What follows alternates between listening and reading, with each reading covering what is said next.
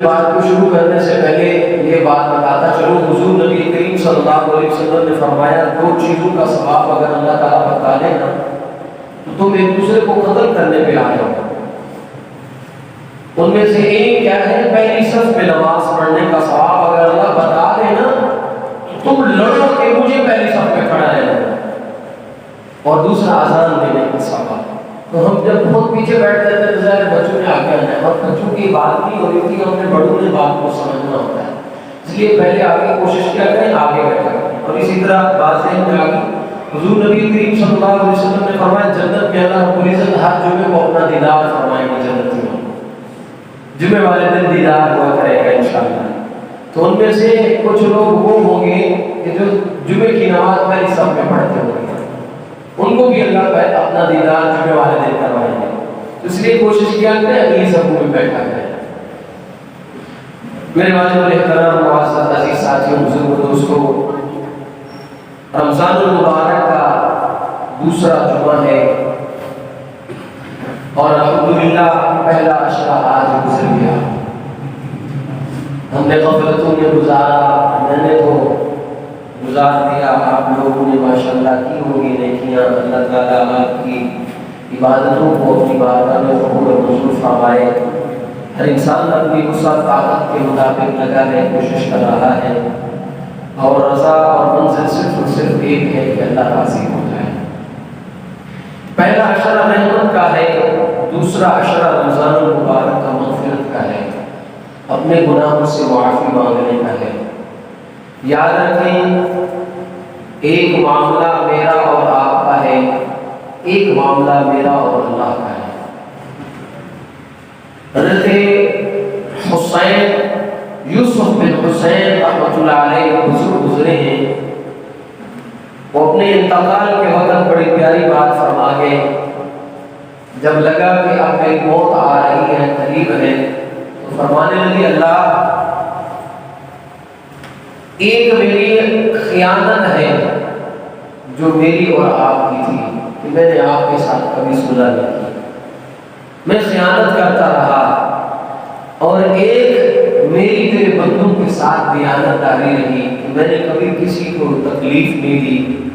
اللہ تو میری اس خیانت کو میری دیانت کے بدلے میں قبول فرما دے، اس کو معاف فرما دے۔ تو فرماتے ہیں جب انتقال ہو گیا، خواب میں کسی کو ملے تو کسی نے پوچھا کہ حضرت کیا ہوا آپ کے ساتھ؟ تو فرمانے لگے جب میں اللہ کے سامنے پیش ہوا تو اللہ رب العزت نے مجھے فرمایا جو دنیا میں بات کی تھی اس کو دوبارہ ذرا رپیٹ کرو، اس کو دہراؤ۔ تو میں نے یہ کہا اللہ میری ایک خیانت ہے جو آپ کے ساتھ کرتا رہا ہر وقت، اور ایک میری دیانت ہے جو تیرے بندوں کے ساتھ میں نے کبھی بھی نہیں توڑی۔ اللہ تو میری اس خیانت کو میری دیانت کے بدلے میں معاف فرما دے۔ تو فرماتے ہیں اللہ رب العزت نے فرمایا اے یوسف بن حسین میں نے تیری اس خیانت کو جو تو میرے ساتھ کرتا رہا، اس دیانت کے بدلے میں جو تو بندوں کے ساتھ محبت کرتا رہا، جا میں نے تیری اس خیانت کو معاف کیا اور تجھے جنت میں داخلہ دے دیا۔ تو میرے بھائی بزرگ دوستوں، ایک معاملہ میرا اور آپ کا ہے اور ایک اللہ کا اور ہمارا معاملہ ہے۔ ہم نے کوشش یہ کرنی ہے کہ ہمارے دونوں معاملے درست رہیں۔ پیچھے چلے جاؤ بیٹا، میں اگلوں کو پیچھے کر رہا ہوں، پیچھے بیٹھ جاؤ، آپ سیدھے ہو جائیں گے۔ آپ نے جگہ دی ہے نا، دیکھا بچہ تیز ہے۔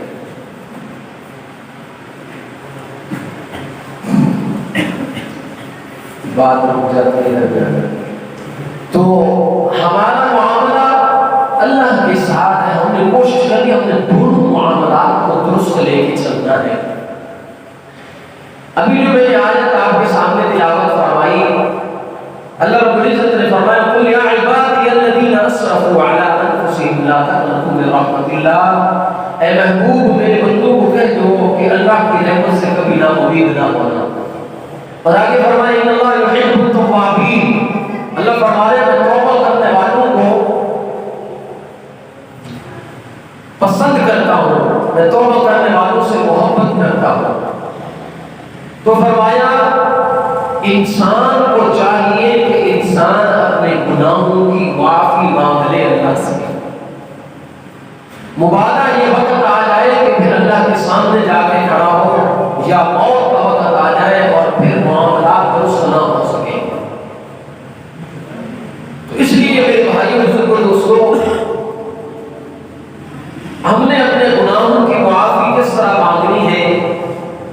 انسان کے دل میں ایک بات شیطانی وسوسے کے طور پہ آتی رہتی ہے کہ یار میں نے تو گناہ ہی بہت کیے ہیں، میں نے تو بہت گناہ کیے، پتہ نہیں میری بخشش ہوگی یا نہیں ہوگی۔ یا ایک یہ بھی وسوسہ انسان کے دل میں آتا ہے کہ یار بڑھاپے میں نا کیا کر لیں گے، توبہ کر لیں گے۔ تو یہاں پہ پھر حضرت مولانا علامہ رومی رحمۃ اللہ علیہ نے لکھا ہے کہ وہ لوگ جو یہ کہتے تھے کہ بڑھاپے میں توبہ کر لیں گے، ان لوگوں سے کیا بھرے پڑے ہیں، قبرستان بھرے پڑے ہیں کہ بڑھاپا نصیب ہی نہیں ہوا، بڑھاپے سے پہلے وہ اللہ کے پاس چلے گئے۔ اس لیے ہمیں ہر وقت تیار رہنا چاہیے کہ میں کبھی بھی اللہ کے پاس جا سکتا ہوں، تو پھر میرے نامہ اعمال میں کچھ نہ کچھ تو ایسا ہو کہ اللہ کی رحمت سے وہ دیکھ کہ اللہ مجھے معاف فرما دے۔ اتنی تو انسان کوشش کرے۔ تو انسان جب معافی مانگنا چاہتا ہے اللہ سے تو اللہ رب العزت اس کو ضرور معاف فرما دیتے ہیں۔ انسان یاد رکھے، میں نے رات تراویح کے بعد بھی یہ کہا تھا کہ انسان یہ نہ سوچے کہ صرف میں ہی نیک ہوں یا میری نیکیاں بہت ہیں۔ ایک ہوتا ہے انسان کو دولت کا تکبر اور ایک ہوتا ہے نیکی کا تکبر۔ دولت کے تکبر سے نیکی کا تکبر زیادہ خطرناک ہے، نیکی کا تکبر زیادہ خطرناک ہے، نیکی کا گھمنڈ زیادہ خطرناک ہے۔ کروڑوں اربوں روپے کا مالک بھی 10 روپے اللہ کی راہ میں تب تک نہیں دے سکتا جب تک اللہ نہ چاہے۔ اللہ توفیق دے تو انسان کچھ کر سکتا ہے، ورنہ انسان اپنی طاقت سے کچھ بھی نہیں کر سکتا۔ یہ یاد رکھ لیں۔ حضرت عیسیٰ علیہ السلام جا رہے تھے تو دیکھا ایک ڈاکو لٹیرا جو ان کے اس وقت میں بہت مشہور تھا، لوگ اس سے کتراتے تھے، دور اور بھاگتے تھے۔ وہ ایک پہاڑ کے اوپر بیٹھا ہوا تھا۔ حضرت عیسیٰ علیہ السلام کی نظر پڑ گئی اس کے اوپر، تو جب اس نے بھی حضرت عیسیٰ علیہ السلام کو دیکھا تو اس کے دل میں خیال آیا کہ کاش کہ میں بھی عیسیٰ کے ساتھ چلنے والوں کے ساتھ ہوتا۔ یعنی اس کے دل میں یہ آیا کہ اللہ میں معافی چاہتا ہوں، تو مجھے معاف فرما، تو مجھے معاف فرما دے۔ جب اس کے دل میں یہ بات آئی، اللہ رب العزت نے حضرت عیسیٰ علیہ السلام کو وحی بھیجی کہ عیسیٰ اس ڈاکو کو بلاؤ، میں نے اس کے سارے گناہ معاف فرما دیے۔ اور خود سوچیں، صرف اتنا کہا اس نے۔ اب حضرت عیسیٰ علیہ السلام نے اسے بلایا اور اپنے ساتھ لے کے چلے، تو حضرت عیسیٰ علیہ السلام کا جو صحابی تھا، جو ان کو ماننے والا، دنیا کائنات میں سب سے عظیم لوگ انبیاء ہیں۔ انبیاء کے بعد پھر وہ سب سے زیادہ عظیم ہیں جنہوں نے نبی کو دیکھا ہے، اپنے نبی کو دیکھا، وہ سب سے زیادہ عظیم ہے دھرتی پہ۔ تو حضرت عیسیٰ کے ساتھ چلنے والا ان کا صحابی، اس نے جب دیکھا کہ یہ ایک ڈاکو لٹیرا چور کہیں کا، یہ ہمارے ساتھ کیسے، اس نے عجیب نظروں سے، غلط نظروں سے جب دیکھا تو آتا ہے حضور نبی کریم صلی اللہ علیہ وسلم نے فرمایا، اس نے جب یہ سوچا میں تو ہوں نیک اور یہ تو تھا ڈاکو، یہ کیسے حضرت عیسیٰ کے ساتھ آ گیا؟ اللہ رب العزت نے اس کی اس سوچ پہ اس کی زندگی بھر کی ساری نیکیاں تباہ کر دی، اور وہ مقام جو اس صحابی کا تھا وہ اس ڈاکو کو اللہ رب العزت نے عطا فرمایا۔ تو میرے بھائیوں بزرگوں، دوستوں، نیکی کا تکبر کبھی بھی نہیں کرنا چاہیے۔ یاد رکھیں ہم کچھ بھی نہیں کر سکتے اگر اللہ نہ چاہے۔ جو ہو رہا ہے اللہ کے حکم سے ہو رہا ہے، اللہ توفیق دیتے ہیں تو مسجد میں آ جاتے ہیں، وگرنہ پھر مسجد کے اندر اذان ہو چکی ہوتی ہے، نماز کھڑے ہونے میں 5 منٹ رہ رہے ہوتے ہیں، 2 منٹ رہ رہے ہوتے ہیں، آدمی صحیح سلامت ہوتا ہے، باہر بائک کھڑی کرتا ہے، اندر آتا ہے، مسجد کے واش روم میں پیشاب کرتا ہے، جماعت کھڑی ہوتی ہے، یہ پھر بھی باہر چلا جاتا ہے، اس لیے کہ اللہ رب العزت نے اس کو اپنے گھر بلایا ہے۔ اللہ نے توفیق ہی نہیں دی۔ جو ہم کر رہے ہیں ہلکا پھلکا سے ہو رہا ہے، تو اس پہ کبھی گھمنڈ نہیں کرنا چاہیے. اللہ کا شکر، اللہ تیرا شکر ہے، اور جھوٹی بولی جو ہو رہی ہے اس کو اپنی بارگاہ میں قبول فرمائے. ہم اس قابل نہیں ہیں، اور اگر اللہ کام لینے بیٹھے تو ہم کیا چیز ہیں؟ اللہ تو ابابیلوں سے کام کروا لیتا ہے اپنا، ہم کیا ہیں؟ ہم کچھ بھی نہیں ہے. اللہ کو ہماری یہ نہیں. آپ دیکھتے ہیں ہم نے ہمارے پچھلے 2-4 مہینوں میں ہماری مسجد میں جماعت آئی جس میں کیا تھے؟ گونگے لوگ تھے، گونگے جو نہ سن سکتے تھے نہ بول سکتے تھے. وہ دین کا کام کر رہے تھے.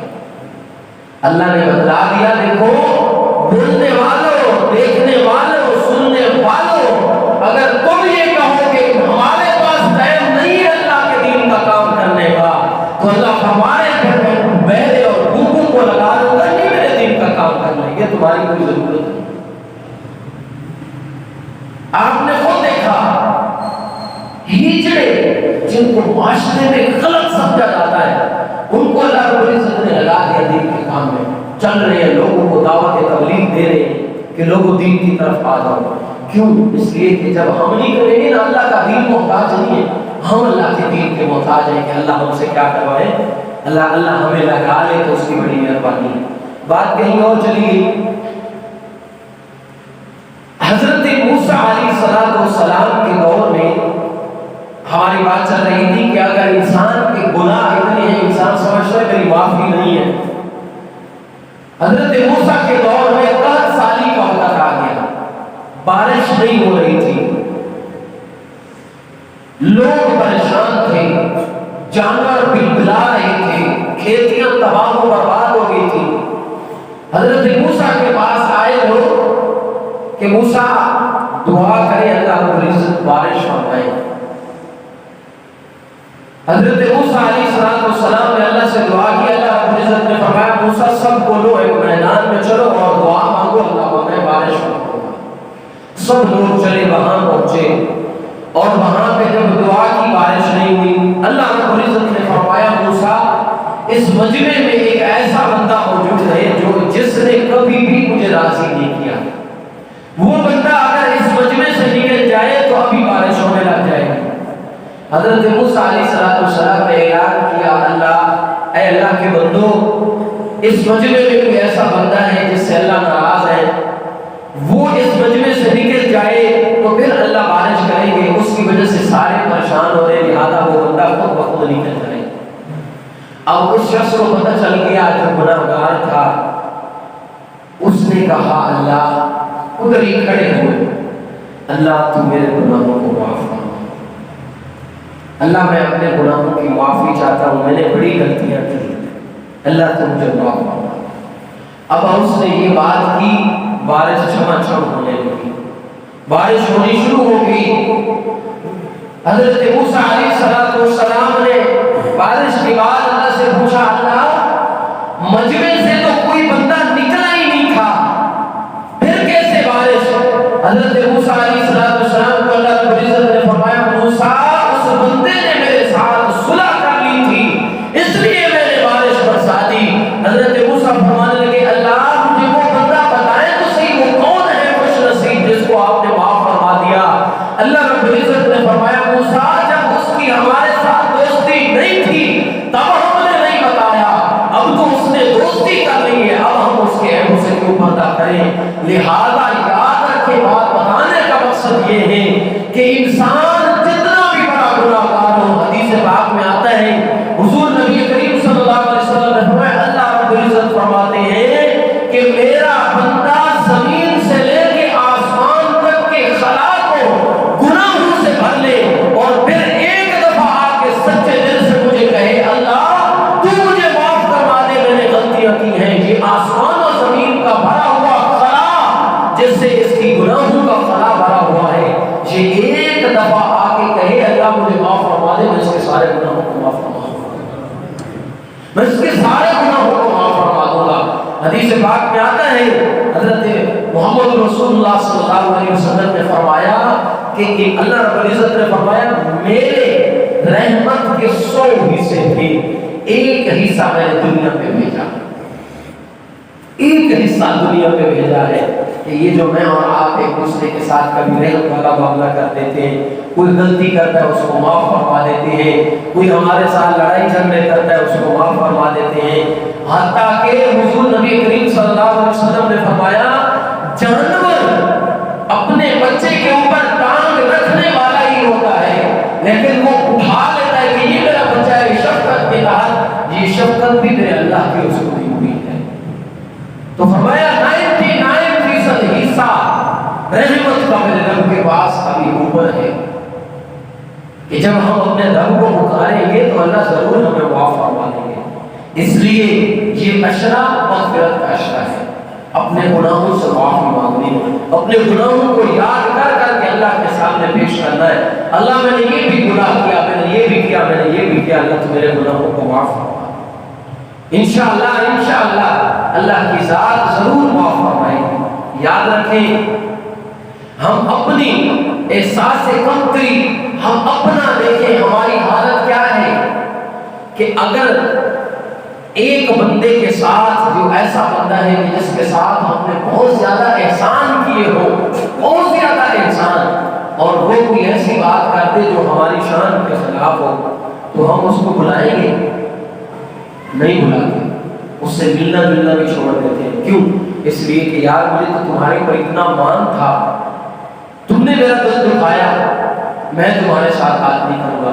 اچھا اگر وہ کوشش کرے، کوشش کرنے کے بعد اپنا وہی مقام حاصل کرے جو پہلا تھا، اور پھر یہ بندہ اس کے اوپر اعتماد کرنا شروع کر دے، اعتماد شروع کر دے، اور پھر ابھی اعتماد لیا ہی تھا کہ یہ بندہ پھر اس کا دل دکھا دے، اب بتائیں کیا یہ پھر کبھی زندگی میں ملے گا؟ اس سے کبھی بھی نہیں ملے گا، اس لیے کہ میں نے تیروں پر پھر اعتماد کیا، تو نے میرا پھر اعتماد توڑا۔ خدا کی قسم یہ دنیا کی بات ہے، ہمارے اوپر جو بندہ اعتماد کرتا ہے وہ اعتماد ہم اس کا توڑے تو وہ کبھی ملنا نہیں چاہتا۔ اس رب کی محبتوں کو دیکھے، ایک دفعہ گناہ کیے، توبہ کی، اللہ نے معاف کیا، پھر گناہ کیے، پھر اللہ سے توبہ کی، اللہ نے معاف فرما دیا، پھر گناہ کیے، پھر توبہ کی، اللہ نے معاف فرما دیا۔ اللہ رب العزت فرمانے پیارے حبیب نے فرمایا تو 100 دفعہ توبہ توڑ اور تو 100 دفعہ آ کے میرے سے معافی مانگ، تو 100 دفعہ آ کے میں کہے گا اللہ تو میرے گناہوں کو معاف فرما دے، میں پچھلی نہیں دیکھوں گا تو نے کتنی دفعہ توبہ توڑی ہے، میں تیرے سارے گناہوں کو معاف فرما دوں گا۔ میرے بھائی اور بزرگ دوستو، اللہ رب العزت ہمارے انتظار میں بیٹھا ہے، اللہ انتظار میں، میرے بندے آؤ۔ یہ رمضان کا مہینہ کیوں دیا اللہ نے؟ اپنے گناہوں سے معافی مانگنے کے لیے، جہنم سے چھٹکارے کے لیے، اللہ کو راضی کرنے کے لیے اللہ نے ہمیں یہ عشرہ دیا، یہ مہینہ دیا۔ اللہ نے خود قرآن میں فرمایا قل یا عبادی الذین اسرفوا، اے نبی میرے بندوں کو یہ کہہ دو، نمازیوں کو کہو، تہجد پڑھنے والوں کو کہو، زکات دینے والوں کو کہو، نہیں نہیں نہیں نہیں، اللہ نے مطلقاً کہا میرے بندوں کو کہہ دو، وہ چاہے گناہ گار ہے، وہ چاہے گناہ کرنے والے ہیں، زنا کرنے والے ہیں، جو گناہ کرنے والے ہیں، ان کو کہہ دو یا عبادی الذین اسرفوا من لا تقنطوا من رحمت اللہ، جو تم نے اپنے اوپر ظلم کیے وہ مایوس نہ ہو، وہ آ جائے میرے رب کے میرے در پہ، ان اللہ لا یغفر الذنوب جميعا، میں اس کے سارے گناہوں کو معاف فرما دوں گا۔ اور آگے کیا فرمایا؟ ان اللہ یحب المحسنین، اللہ فرمانے کہ پھر میں معاف بھی کروں گا اور پھر ان کو اپنا محبوب بھی بنا لوں گا، جو میرے سے توبہ کریں گے میں ان کو اپنا محبوب بنا لوں گا، میں ان سے محبت کرنے لگ جاؤں گا، قربان جو اللہ کی محبت ہوگا۔ تو اس لیے میرے بھائی بزرگوں دوستو، یہ رمضان کی راتیں جو ہمیں ملی ہیں ان کو ہم نے سو کے نہیں گزاری، ان کو جاگ کر گزارے۔ حضور نبی کریم صلی اللہ علیہ وسلم رمضان کا مہینہ آتا تو بستر پہ نہیں جاتے تھے، حضرت عائشہ فرماتے ہیں پورا رمضان رات کو حضور نبی کریم صلی اللہ علیہ وسلم اللہ کے سامنے جاگ کر کے گزارتے تھے۔ اور تو نبی تھے، پاک تھے، معصوم تھے، ہم تو امتی ہیں، ہمارے گناہ دیکھیں کتنے ہیں۔ رمضان میں بھی ہمیں اگر موقع ملے تو ہم نہیں چھوڑتے، اتنے گناہ والے بندے اگر رات کو پھر ایسے ہی رمضان کو گزار دیں تو تو پھر یہ افسوس کی بات ہے. اس لیے میرے بھائیوں بزرگوں دوستوں ہم اپنے گناہوں کی معافی مانگیں. ایک بات آخری جو میں نے 2-3 دن پہلے بھی یہ عرض کی تھی فجر کی نماز کے تفسیر میں کہ حضرت مولانا سجاد نعمانی صاحب یہ انڈیا کے ایک عالم دین ہے بہت بڑے. انہوں نے بتلایا کہ آج کل اللہ کے ماشاءاللہ اللہ تعالیٰ خوش نصیب ہیں وہ لوگ کہ جن کو خواب میں محمد رسول اللہ صلی اللہ علیہ وسلم کی زیارت ہوتی ہے. کتنے خوش نصیب ہوں گے وہ لوگ. حضور نے فرمایا جس نے خواب میں مجھے دیکھا نا تو اس نے مجھے ہی دیکھا. اس نے کسی شیطان کو نہیں دیکھا اس لیے کہ شیطان میرا روح نہیں بھاگ سکتا. اس نے مجھے ہی دیکھا ہے. تو فرماتے ہیں کہ ایک صاحب کو حضور نبی کریم صلی اللہ علیہ وسلم خواب میں ملے چند دن پہلے. تو حضور بڑے افسردہ تھے, بڑے پریشان تھے.